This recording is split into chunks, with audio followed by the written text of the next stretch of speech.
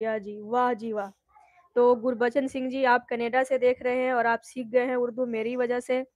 तो आप सबके यही जो मैसेज आते हैं ना इतने प्यारे-प्यारे से, तो देख के मेरा दिल खुश हो जाता है पढ़ के कि आप लोग सीख गए हैं मेरी वजह से। चलिए बहुत अच्छी बात है, बहुत खुशी की बात है और इसी तरह से आपने देखना है क्योंकि ज़ीरो से आपको हीरो बनना है उर्दू में, ठीक है?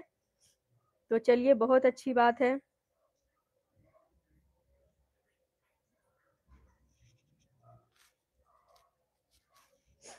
तो आप सबके यही प्यारे-प्यारे कमेंट जो आते हैं ना, तो मुझे ज़्यादा मोटिवेट करते हैं और मेरा पढ़ाने में दिल लगता है, इसी की वजह से, आप सबके प्यार की वजह से।